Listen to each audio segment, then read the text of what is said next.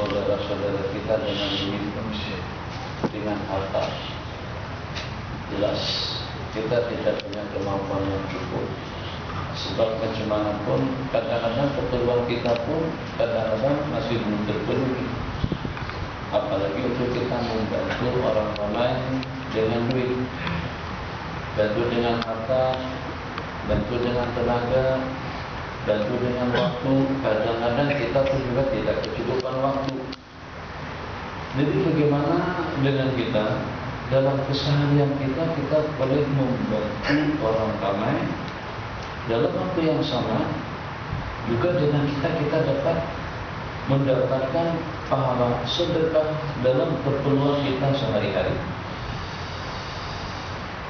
Kalau kita tanyakan masjid-masjid yang ada di KL, masjid-masjid ataupun juga dengan solo yang ada di sana sini, ini ternyata itu adalah dibangun oleh biaya perokosan orang ramai. Jarang-jarang ada individu bangun masjid sendirian. Kalau ada ya Sultan Masjid Mukhtar Bukhari, banyak dari Tasapa lagi, Tuan Jaim, Menteri Keuangan kita dahulu. Mungkin juga akhir-akhir ini dengan Datuk Najib ada Masjid Al-Raha, ada Masjid Abdullah Fahim itu yang ada di Batam, Pala Batas, Penang. Ya. Kalau dengan seumpama kita tidak punya kemampuan seperti itu. Nabi kita bersabda, "Man bana lillahi masjidan banallahu lahu baitan fil jannah." Orang yang bangun masjid, Allah akan berikan kepadanya istana nanti di dalam surga. Berarti orang yang membangun masjid sudah ada jaminan surga daripada Allah. Takkan orang yang sudah ada tempat tinggal di dalam surga tidak akan masuk surga. Dia tidak ada rumah, tidak ada banglo, tidak ada istana. Seperti apapun cantiknya dan semacam apapun indah dan bagusnya istana di dunia, tetap saja tidak setanding dengan kemewahan dan keindahan istana nanti di akhirat pada hari kiamat. Kalau dia sudah ada jaminan istana daripada Allah Jalla wa'ala, banallahu lahu baitan fil jannah, maknanya confirm dan pasti akan masuk surga. Kalau tidak, itu siapa? Tapi nak bangun masjid ada duitnya. Ini habis berapa? Masih ada dalam jutaan. Sejuta pun banyak. Dia bukan 10 ringgit. Kalau 10 ringgit kita boleh bangun. 100 pun juga boleh, 1000 juga ramai, 10.000, 100.000 insya Allah. Tapi kalau juta, masjid ada yang sampai ratusan juta. Tuh masjid wilayah persekutuan 260 juta. Tuh dengan masjid besi yang baru-baru ini 400 juta. Tak lagi hitung sendiri, banyak masjid-masjid yang lawas dan cantik, tapi tidak ada hitungan sejuta 2 juta, semuanya mahal. Masya Allah, tabarakallah. Oke, untuk masjid, untuk pondok pesantren, untuk surau, untuk yatim, batu, orang-orang yang memerlukan, warga emas, fakir miskin, tidak terhitung banyaknya. Jadi bagaimana dengan kita boleh membantu mereka, Masya Allah, tabarakallah. Sedangkan kita mempunyai kemampuan yang terbatas.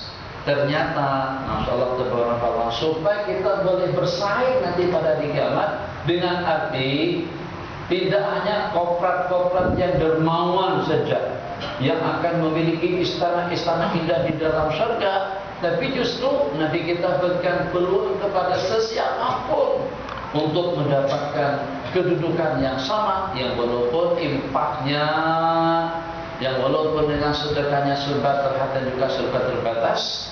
Jadi dari sini dengan kita dapat memahami rahasia persaingan dan juga pertanyaan daripada orang-orang miskin. Mereka katakan kepada baginda Nabi, di sekumpulan orang-orang miskin datang mengadu, datang mengeluh.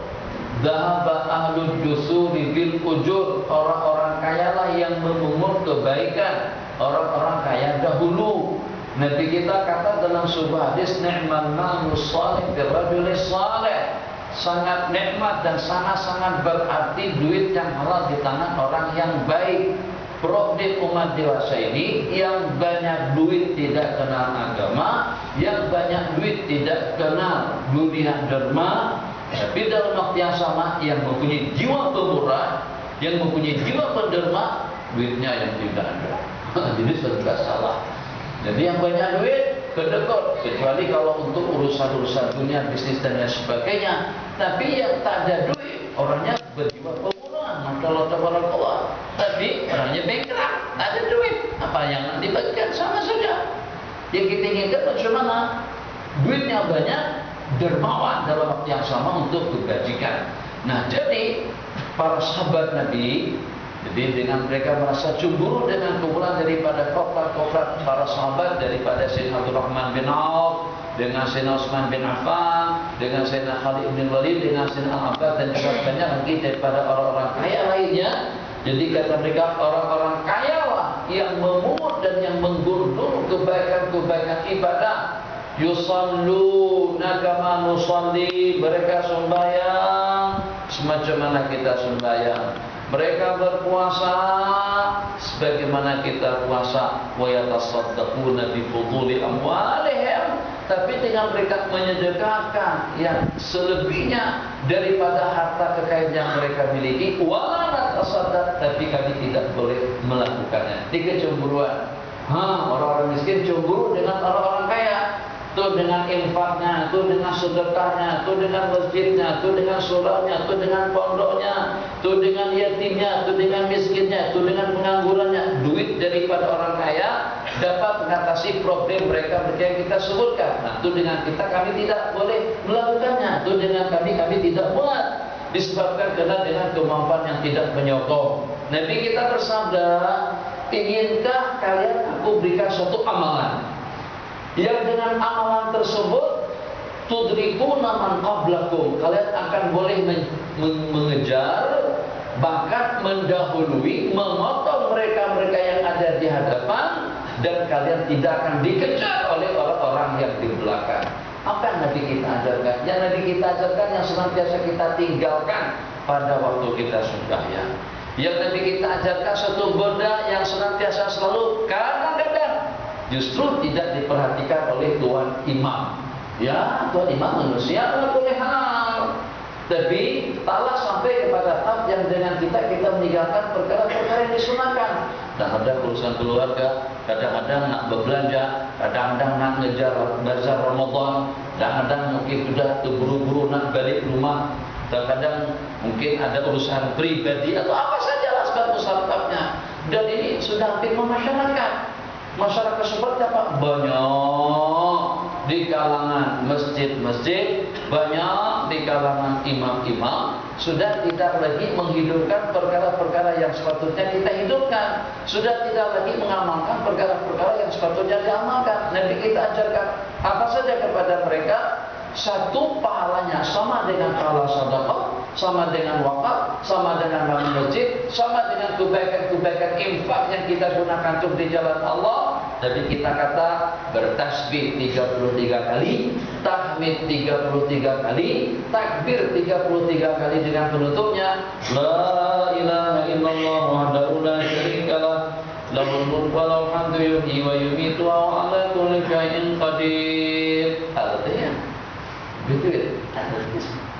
Kalau mana lepas main subuh, lepas main zuhur, lepas main asar, lepas main maghrib, lepas main isya. Jadi amalan untuk masa depan kita taklah. Kalau sampai nanti dengan orang-orang kaya ternyata berada di hadapan, sedangkan dengan kita jauh ketinggalan di belakang. Tidak. Nanti kita bagikan suatu amalan yang dengan kita balik pada posisi dan juga pada kedudukan yang sama. Itulah dengan amalan tasbih, tahmid, takbir, tapi dengan hitungan yang cukup. Tak boleh dengan tasbih hitung dengan tangan, tak boleh dengan tangan hitung dengan jari. Subhanallah, subhanallah, subhanallah, subhanallah, subhanallah, subhanallah, subhanallah, subhanallah. Saya kalau tak pakai hitungan tangan pun boleh menghitung, tapi ikut lagu. Subhanallah, subhanallah, subhanallah, subhanallah, subhanallah, subhanallah, subhanallah, subhanallah. Itu 8 kali. Coba hitung. Tasbihkan. Subhanallah, subhanallah, subhanallah, subhanallah, subhanallah, subhanallah, subhanallah, subhanallah, subhanallah, subhanallah, subhanallah, subhanallah, subhanallah, subhanallah, subhanallah, subhanallah, dan 16 kali. Nah, satu pusingan itu 4. Satu pusingan 8. 8 kali 4. 32 dengan subhanallah, alhamdulillah, alhamdulillah, alhamdulillah, alhamdulillah, alhamdulillah, alhamdulillah, alhamdulillah, alhamdulillah, 8. Alhamdulillah, alhamdulillah, alhamdulillah, alhamdulillah, alhamdulillah, alhamdulillah, alhamdulillah, alhamdulillah, 8. 4 kali alhamdulillah. Terserah. Atau dengan yang lagunya 4 biasa. Kalau kita yang di sini, subhanallah, subhanallah, subhanallah, subhanallah, 4 kali. Subhanallah kali 8 berarti 32 subhanallah, seperti itu. Jadi jangan mengantuk, jangan sampai tidak cukup hitungan, jangan sampai dengan kita tidak tahu dengan jumlah yang sudah dibaca. Kenapa? Sebab pahalanya seperti yang Nabi kita janjikan tadi itu, untuk menyamaratakan kedudukan kita nanti pada 3 menit yang pertama dan yang kedua. Di sini belum ada tulisan belum ada, seperti bukan masjid. Ini surau tampilan akan jadi masjid, Allah Allah masih diurus lagi nanti belakangan. Jadi kalau masjid tulisan ada doa, Allahumma ghfirli dunubi waftahli abwaab rahmatik, masuk, ya Allah ampunkan dosa kesalahanku dan bukakan pintu berkat rahmat dan maghfirahmu. Waktu kedua, waghfirli dunubi waftahli abwaab fadlik, berikan keampunan kepadaku dan bukakan pintu anugerah, nikmat dan pemberianmu.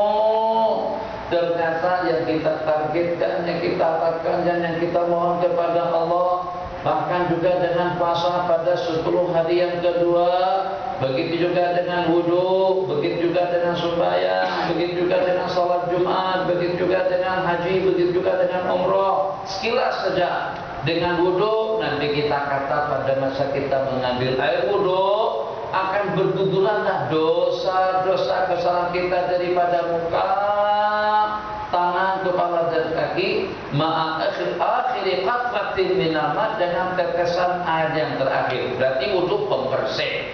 Kemudian yang berikutnya sembahyang. Nabi kita kata orang yang sembahyang itu seperti orang yang dipikulkan dosa kesalahannya pada pondaknya dengan pergerakan rukuk dan i'tidal. I'tidal dan sujud akan berjatuh dan berguguran dosa-dosa kesalahannya. Riwayat yang lain Nabi kita bersabda, kalau di depan rumah kamu, kalau di depan rumah tempat kediamanmu terdapat satu buah kolam, air yang bening atau sungai yang mengalir, airnya bening dan bersih, dan Anda mandi 5 kali sehari, hal yabqa min daranihi syai', apakah tersisa juga daripada kotoran? Jawabannya tentu tidak, dagingnya akan habis. Nah, begitulah perumpamaan sembahyang 5 waktu. Berarti sembahyang pun juga pembersih. Nabi kita bersabda, al-jumu'atu ila jum'ati kafaratun lima bainahuma, daripada Jumat ke Jumat penghapus dosa kesalahan yang berlaku antara keduanya. Nabi kita bersabda, wa ramadhanu ila ramadhan, dan daripada Ramadan kepada Ramadan pun juga penghapus. 10 hari yang kedua pun juga keampunan dosa. Awaluhu rahmah, permulaannya rahmat, pertengahannya maghfirah untuk keampunan dosa. Masuk masjid, keluar masjid pun juga minta ampun, minta maaf kepada Allah Jalla wa'ala.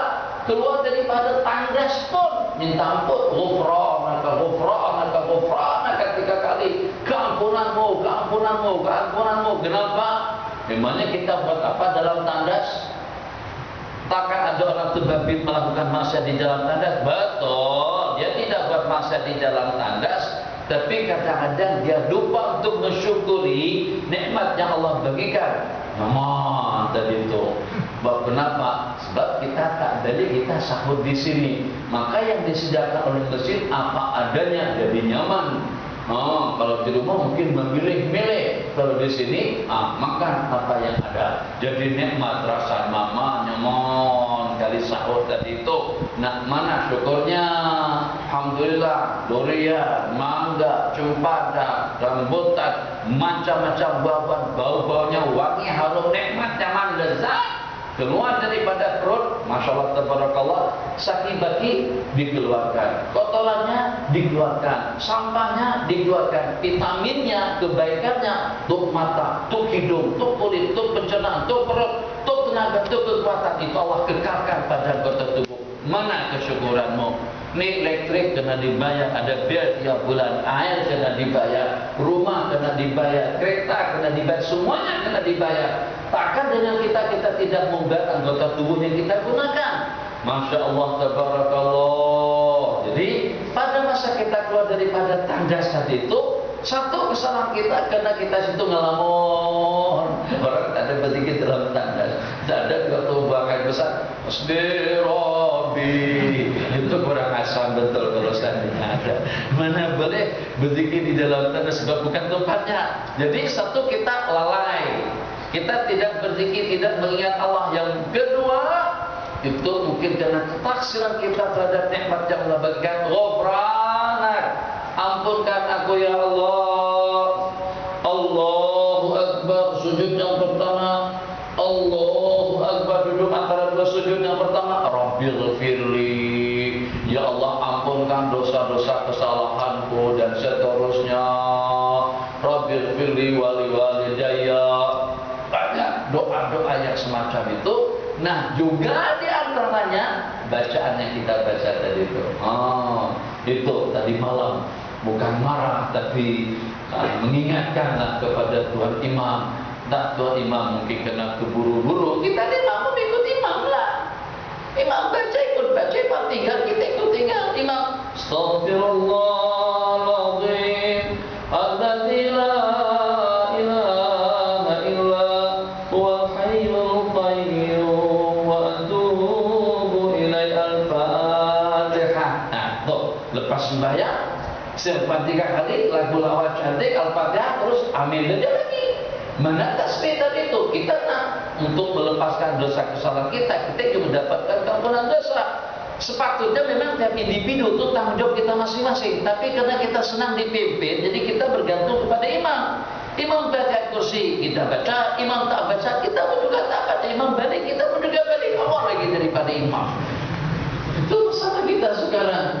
Sepatutnya kita tak kisah imam baca tak baca, tapi kita baca sebab itulah pendirian kita kembali. Jadi pada saat kita membaca tasbih yang 33, tahmid yang 33, takbir yang 33, Nabi kita bersabda dalam hadis riwayat Imam Muslim, hadis yang sahih, man sabbahallah salasan wa salasin wa hamidallah salasan wa salasin wa kabarallah salasan wa salasin. Makna hadis, orang yang tasbih 33, tahmid 33, takbir 33 dan penutupnya la ilaha illallah wa la syarikalah, ghufirat lahu dzunubuh, akan terampunkan dosa-dosa kesalahannya. Wa in kanat mithla bahar, jangan pun banyaknya seperti buih di laut. Merasa terzalimi tak kita. Ini pahalanya untuk keampunan dosa-dosa kesalahan kita semuanya. Ternyata kita tidak dipimpin oleh imam-imam di mana saja. Jadi kita merasa keberatan betul kalau sampai imam tidak membimbing kita, memimpin kita untuk membaca tasbih, tahmid, takbir. Pertama pahalanya sama dengan sedekah. Yang kedua untuk mendapatkan keampunan dosa. Kedua, ayat kursi itu juga kadang-kadang ditinggalkan. Itulah tadi apapun alasannya. Sebab orang senang beralasan. Alasan itu tidak akan menguntungkan kita. Itu hanya setakat untuk melegakan hati saja, supaya orang tak menyalahkan kita. Sebenarnya kita yang rugi. Jadi tadi malam atau di mana saya buat satu perumpamaan sama dengan sematek, sama dengan tasinggu. Tasinggu saya tak punya saya tadi mana, tapi ada dekat lebih kurang tasinggu lah lebih kurang. Allah SWT katakanlah si India khasana bukan saya, si India di sini. Sana sebut si India ini agak syariat, sini sebut si India Islamik, sama saja syariat sana Islamik, sini Islamik sana syariat. Kalau lebih kurang tasinggu, tapi ini tak boleh tuh tasinggu tak boleh letak bunyi. Tasinggunya ada, kalau kreditnya tak ada tak boleh keluar. Semateknya alatnya ada beli dah 150 ATM, tapi kreditnya habis. Datang perempuan yang dekat tol, ada pancing. Ternyata kreditnya habis, 4 ringgit jatuh 6 ringgit 7 sen, 6 ringgit 7 kopan. Kredit ada setakat 4 ringgit. Macam tu ada la ilaha illallah, itu adalah sematek, tapi semateknya tak ada kredit. Macam mana nak masuk surga? Transit dulu, berurusan dengan Polisnya siapa? Malaikat. Kata malaikat, ini kena dipastikan dulu. Cik kena tambah nilai. Mana nak tambah nilai? Dah mati dah. Nak tambah nilai macam mana? Di dunia kita masih boleh tambah nilai. Kita nampak tambah nilai, ke dunia sudah tidak diberikan peluang. Dunia itu juga sudah hancur. Kita sudah dipisah oleh Allah nanti pada hari kiamat. Jadi la ilaha illallah sama dengan alat. Sementara isi kandungan di dalam kreditnya agar kita boleh lewat di situ, itu adalah amalan, bacaan yang dibaca, zikir yang kita lantunkan, tasbih yang kita laksanakan. Jadi di antara daripada sematek untuk mudah masuk surga, sebab terbukti ada cadangan dari kampung nggak? Di kampung mana? Kucing. Jauhnya 2 jam terbang tuh. Kalau naik perahu seminggu bang baru sampai. Subhanallah, kena berjembatan nanti supaya kita senang naik kereta. Apa? Pahang, tak terlalu jauh. Pahang dekat sini saja dalam 250 km. Pahang, tapi jam juga. Dekat-dekat saya, masya Allah, tabarakallah sekarang pun. Tengok, masya Allah. Ini benua nih, tunai. Sini, tasiku. Sini, sematek 3. Yang sematek senang,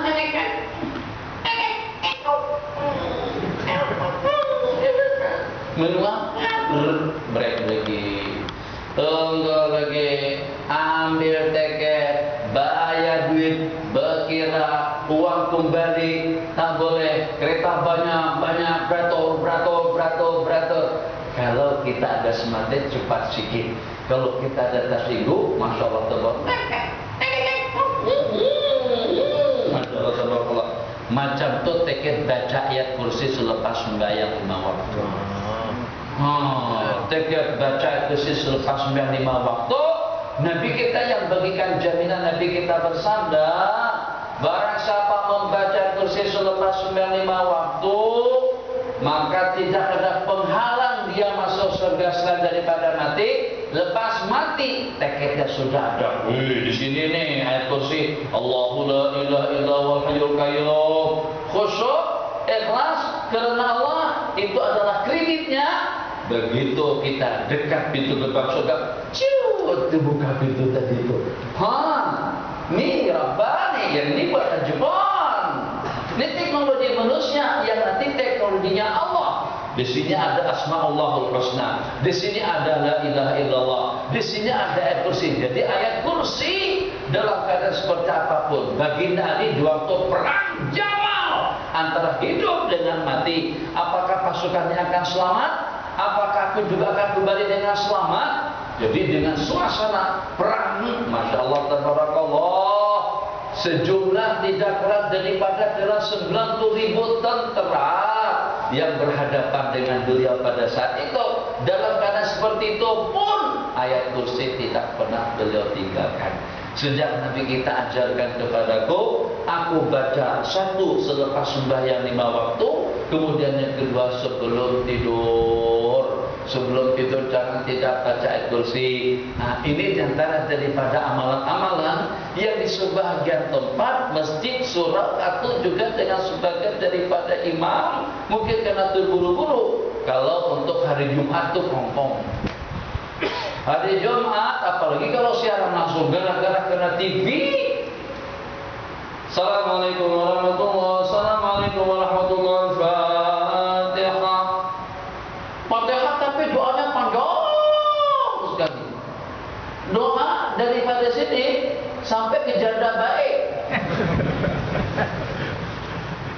Jadi kalau seandainya doa yang panjang tadi itu kita ijazah, kita bagi 1 untuk ayat kursi, tasbih tahmid takbir, doa pendek cukup untuk semuanya. Semuanya makan waktu 5 menit.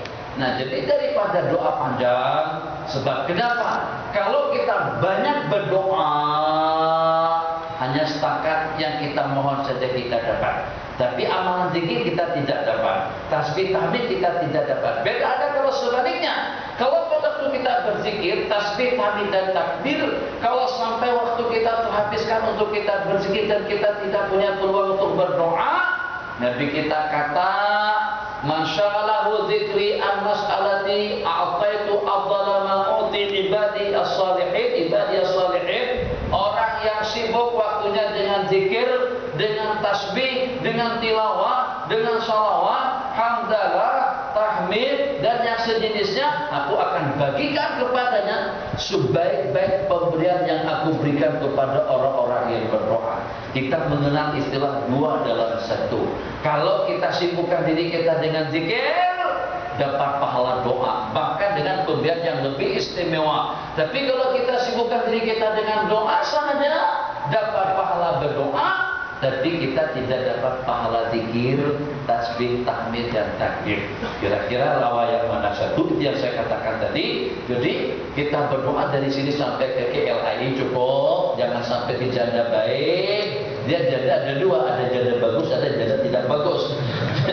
Janda tidak bagus orang tanah. Kalau janda baik, tempatnya mahal. Kenapa? Karena baik tadi itu lah mahal di janda baik itu. Masya Allah, tabarakallah. Jadi kalau kita berdoa sampai ke paham, amalan zikir tertinggalkan. Itu dua amalan zikir yang mustahab. Terakhir, berarti kita setelah 7 menit. Allah, mudah-mudahan kita yang bertugas menjadi imam akan memperhatikan betul bacaan-bacaan yang dibaca selepas sembahyang. Sebab kenapa saya sentuh tentang itu? Banyak imam-imam tarawih kita ambil belajar hadis tapi tak pernah ngaji. Dia tak pernah belajar fikih. Allahu alaihi wasallam. Bismillahirrahmanirrahim. Alif lam mim. Habis Allahu akbar. Tangan langsung turun ke bawah. Nabi kita angkat tangan dulu. Selepas baca surah Allahu akbar. Tapi mungkin dah lenong dah. Kena baca panjang, imam tadi itu baca panjang, baca setengah muka surat. Bismillahirrahmanirrahim. Idza zulzilatil ardu zilzalaha, penghujungnya Allahu akbar. Kadang-kadang baca takbir pun sudah tak arah. Takbir itu bermula daripada pergerakan kita Allahu akbar.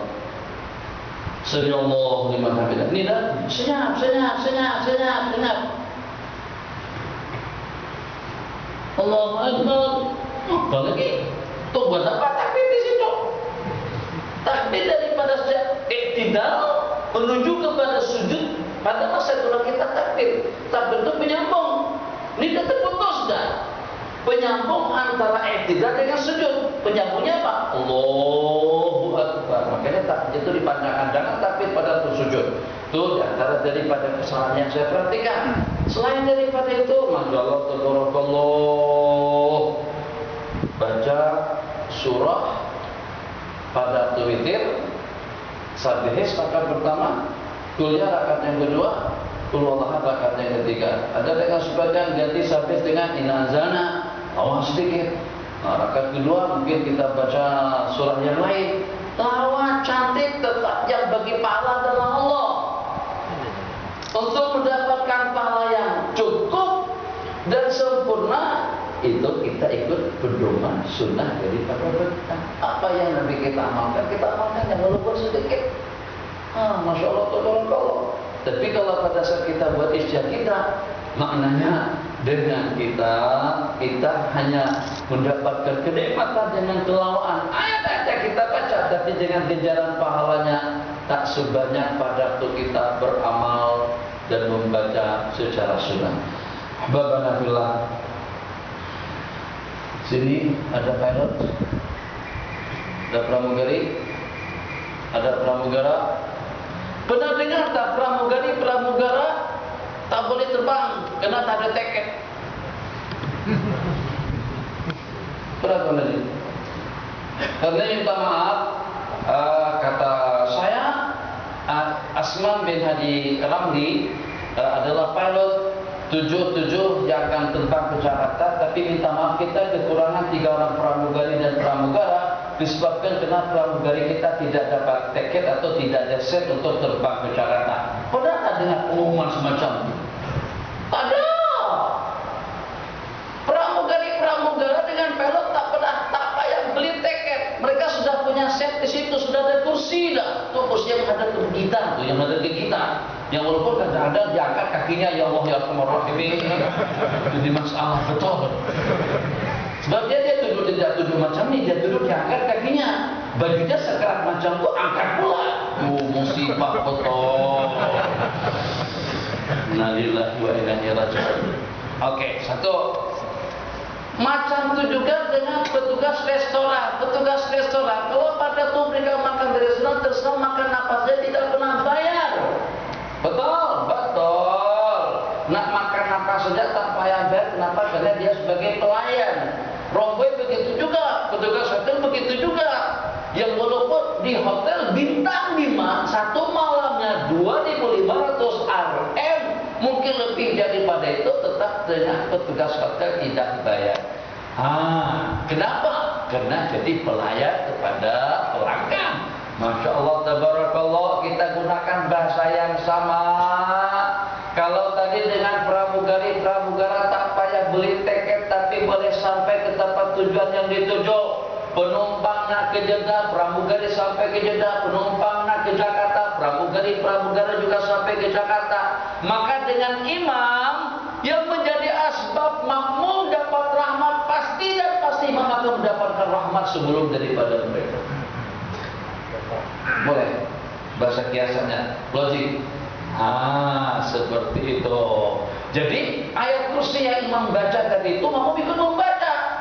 Pada saat imam memberikan peluang kepada makmum untuk mendapatkan sematek masuk surga, untuk mendapatkan kabulnya daripada Allah, tentu dengan imam orang yang pertama yang akan memperolehinya. Jadi ini adalah tugas kita sebagai imam. Kalau pada waktu kita jadi imam, yang mustahab, yang sunnah, yang dengan baginda. Siapa yang membimbangkan tentang sembahyang daripada baginda? Sembahyang yang paling lawa, yang paling sempurna, yang paling cantik, yang paling indah dan yang paling bagus.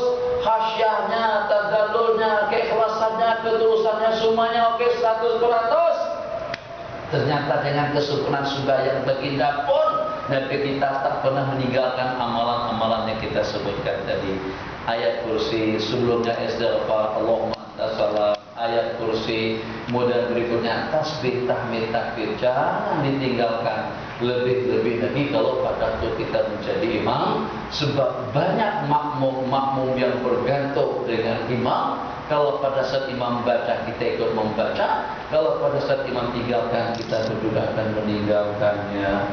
Hadza wa billahi taufiq. Coba 55 menit, 35 menit tadi. Oke, ada sebarang pertanyaan, soalan? Loh, hari ini cuti, lepas ini tidur aja lagi. Bisa sana, Masya Allah ini bilang tak berhenti, dan diberitahukan dan berhenti pada pukul 6.55, 3 menit lagi. Jadi yang di situ, di satu tidur, lepas ini balik rumah tidur sampai dekat-dekat pukul 12.30 atau pukul 1 subuh baru bangun. Tak masalah, waktu masa banyak. Boleh tidur tak benar masa kalau kita tidur. Beda hanya kalau pada waktu tidur dalam sembahyang, batal sembahyang. Tidur dalam puasa tidak ada masalah. Berat dalam puasa tidak ada masalah. Bising-bising dalam puasa tidak ada masalah. Cakap pada waktu puasa tidak ada masalah. Jadi puasa dalam sembahyang itu lebih ketat. Kalau puasa dalam sembahyang tak boleh bercakap-cakap, tak boleh bergerak, tak boleh senam aerobik, tidak boleh jogging. Tapi kalau puasa boleh jogging, puasa boleh berenang, puasa boleh mandi, puasa boleh bercakap-cakap, puasa boleh tidur. Dalam sembahyang kalau nak tidur, Masya Allah tabarakallah, bila nak selesai. Ada soalan? Sebenarnya soalan? Silakan Najib. Ya. Dia perbedaannya setakat niat orang yang membangun atau niat orang yang mewakafkan. Jadi kalau surau ini saya bangun dan saya lapaskan, surau ini adalah untuk tempat sembahyang 5 waktu. Jadi karena kepunyaan saya dan saya lapaskan wakaf untuk sembahyang 5 waktu, jadi masjid hukum. Arti daripada masjid itu tempat sujud. Jadi sebagaimana tempat sujud itu dengan masjid, juga tempat sujud dengan sholat. Kedua-duanya penggunaannya tidak ada perbedaan. Akan tetapi yang membedakan hukum antara masjid dengan surau, kalau dengan masjid memang diwakafkan untuk masjid. Surau tidak mesti seperti itu. Jadi kalau saja dengan surau tadi itu ada pemiliknya, atau juga kita yang kumpul duit mengamanahkan kepada EJG atau kepada pengurus masjid surau untuk melapaskan lapas wakaf kepada surah yang berkenan agar digunakan untuk sembahyang 5 waktu, otomatis tidak akan menjadi masjid. Jadi yang membedakan antara jadi masjid atau tidak itu adalah niat. Misalnya office kita guna sembahyang 5 waktu. Jadi kita punya pejabat besar sekali, lawa cantik dan ada karpetnya. Kadang-kadang kita buat pengajian di situ dan kadang-kadang kita laksanakan sembahyang 5 waktu dengan kru-kru kita. Kan jadi masjid tak? Tidak jadi masjid. Kenapa? Karena tidak jadi niat. Kalau kita niatkan dan kita lapaskan untuk menjadi masjid, untuk menjadi tempat sujud, tempat sembahyang, akan menjadi masjid dengan niat dan lapasnya. Yang lain? Yang Rodi, silakan. Hah? Ya, saya semacam etika surau tadi. Surau dengan masjid ada etika. Kalau surau tak ada tahiyatul masjid. Tahiyatul masjid untuk etika di masjid syaratnya masjid. Tahiyatul masjid syaratnya di masjid. Tidak ada tahiyat surau, tidak ada. Tidak ada sama seperti tidak ada tahiyat istana, tidak ada tahiyat rumah beda. Sebenarnya juga tahiyat surau tidak ada. Kecuali kalau yang statusnya sudah menjadi masjid. Jadi masjid dengan niat wakaf tadi itu. Itu ada di belakang. Kalau masa zikir cuma baca cepat dan dilakukan sekarang kita baca dan dilakukan, tapi bilangan dia sama, tapi kita tak promo mana imam baca cepat, kita tak kejam, jadi kita baca dan Allah katakan imam la ilaha illallah la ilaha illallah laju sangat semua. Bagaimana? Laju dengan perlahan. Kalau laju dapat banyak, kalau perlahan lebih lawa, lebih khusyuk dan juga lebih dapat kita pahami. Jadi kita tidak membandingkan antara amalan dengan amalan, tapi disebutkan kalau pada saat dengan kita sembahyang, waktu sembahyang sunnah kita itu sama-sama setengah jam. Tuan Haji sembahyang baca Fatihah, baca Qul huwallahu ahad dengan kulhu. Saya sembahyang pada waktu yang sama aku juga setengah jam, tapi saya baca Fatihah dan juga membaca surah Yasin. Tuan Haji karena baca kuliah dengan kulhu dapat 10 rakaat dalam setengah jam. Saya dalam setengah jam tadi itu karena bacaan surahnya panjang hanya dapat 4 rakaat saja. Ulama mengatakan yang paling afdal dalam sembahyang itu adalah tulul qiyam, maksudnya bacaan yang panjang. Jadi ke setengah ulama yang paling afdal yang walaupun rakaatnya sedikit, yang bacaannya panjang lebih afdal daripada yang bacaannya sedikit.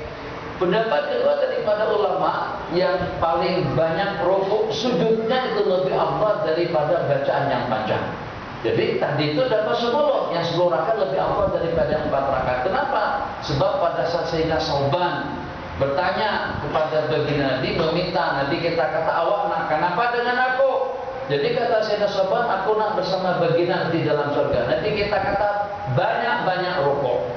Aksi a'in ala nafsika bika serati sujud, banyak-banyak melakukan sujud. Atas dasar hadis itu banyak-banyak rukuk dan sujud, maksudnya banyak-banyak rakaat sembahyang itu lebih afdal. Insyaallah Tuan Haji, la ilaha illallah, la ilaha illallah. Jadi kita sambil menghayati tiada Tuhan, hati kita ingat tadabbur, yang walaupun kita hanya dapat 30, insyaallah sama pahalanya dengan tuan imam yang dapat 100. Lebih elok lagi pelan-pelan macam itu, imam dah habis kita sambung sampai balik ke rumah. La ilaha illallah. Itu yang lebih afdal. Iyalah terakhir. Hukum ambil berkat dengan rambut Nabi. Hukum ambil berkat dengan rambut Nabi, dekat celup dalam air. Isu dekat Facebook. Allah, ini tidak ada kelebihan sedikit pun bang. Tidak ada. Tak ada lebihnya. Dia kayu, tongkat kayu.